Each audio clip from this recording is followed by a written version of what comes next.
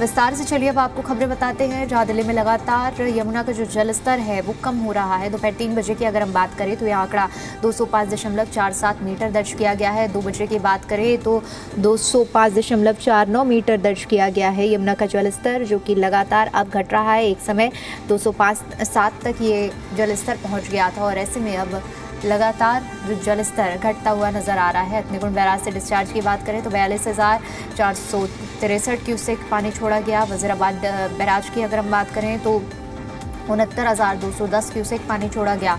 Okhla barrage की अगर बात करें तो 1,68,000 के आसपास जो जल स्तर है वो छोड़ा गया है।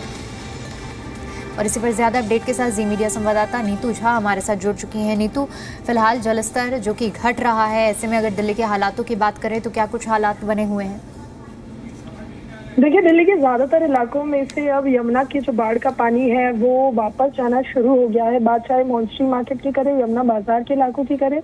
कल तक की तस्वीरें लाइव हमने अपने दर्शकों को दिखाई थी। जब यमुना बाजार, जहां पर राहत शिविर कैंपों के भीतर भी पानी भरा हुआ था, वहां से पानी जो है वो हटना शुरू हो गया था। हालांकि वसुदेव घाट के आसपास पानी अभी भी भरा हुआ है। और बात अगर अक्षरधाम के इलाके से सटे हुए जहाँ से यमुना गुजरता है मयूर विहार की करें तो वहां पर भी अभी जल भराव है। लेकिन ये जल भराव अब बहुत ही ज्यादा निचले इलाकों में ही देखने को मिल रहा है, वरना ज्यादातर दिल्ली के इलाके जहां से यमुना गुजरती है वहां से अब पानी की निकासी की शुरुआत हो गई है। क्योंकि अब यमुना डेंजर लेवल के पास जो है एक लिमिट है 205.33, बस उसके करीब पहुंचने वाला है। और जब उसके निचले स्तर से यमुना बहती है तो वो डेंजर लेवल में काउंट नहीं होता। लेकिन इस बीच अभी भी एक तरह का संकट जरूर बना हुआ है, क्योंकि यमुना का लेवल तो नहीं बढ़ रहा है, लेकिन हथनीकुंड से अगर अभी भी पानी छोड़ा जाता है तो कहीं ना कहीं वो संकट बन सकता है। क्योंकि पहाड़ों पर लगातार बारिश का सिलसिला जो है अभी भी वो जारी है।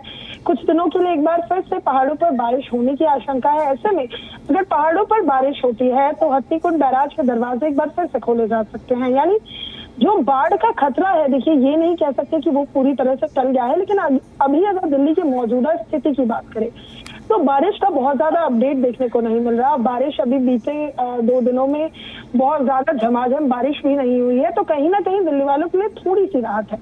बाढ़ का पानी जिन इलाकों में आ गया है उन्हें पूरी तरह से सूख जाने में और जिंदगी को एक बार फिर से पटरी पर लौटने में अभी कुछ दिनों का वक्त जरूर लग सकता है। क्योंकि पानी चले जाने के बाद भी चाहे वो बाजार हो, चाहे वो दुकान हो या लोगों के अपने घर हो, सूखने में और फिर से सेटल होने में कुछ दिन का वक्त लगता है। ऐसे में जिंदगी को पटरी पर लौटने में तो भी वक्त लगेगा, लेकिन फिलहाल जो स्थिति है वो थोड़ी सी संतोषजनक है। क्योंकि यमुना खतरनाक स्तर के आसपास से अब नीचे पहुंचने वाली है। यानी जो एक डेंजर लेवल का मार्क है उससे अब नीचे जब यमुना बहेगी तो जो बाढ़ का खतरा है फिलहाल के लिए वो जरूर टल जाएगा। और जो लोग अभी बेघर हुए हैं, अगर दिल्ली सरकार के आंकड़ों की माने तो लगभग 14,000 लोग इस बाढ़ की वजह से बेघर हुए हैं। बहुत सारे लोग राहत शिविर कैंपों में हैं, तो वहीं बहुत सारे लोग दिल्ली के आसपास के जो इलाके हैं वहां अपने, चाहे आप पैतृक घर की बात कर ले या फिर अपने रिश्तेदारों के यहाँ रहने के लिए मजबूर हैं, वो भी बहुत जल्द लौट सकते हैं। तो कहीं ना कहीं यमुना का जलस्तर जिस तरह से अभी गया है, जो रौद्र रूप यमुना ने दिखाया, उफान पर जिस तरह से यमुना बहने लगी थी, उसके बाद अब जब वो डेंजर लेवल से नीचे पहुंचने वाली है तो कहीं ना कहीं दिल्ली वालों के लिए ये एक राहत के संकेत की तरह है। ठीक है नीतू, बहुत शुक्रिया फिलहाल के लिए आपका हमारे साथ जुड़ने के लिए और जानकारी के लिए।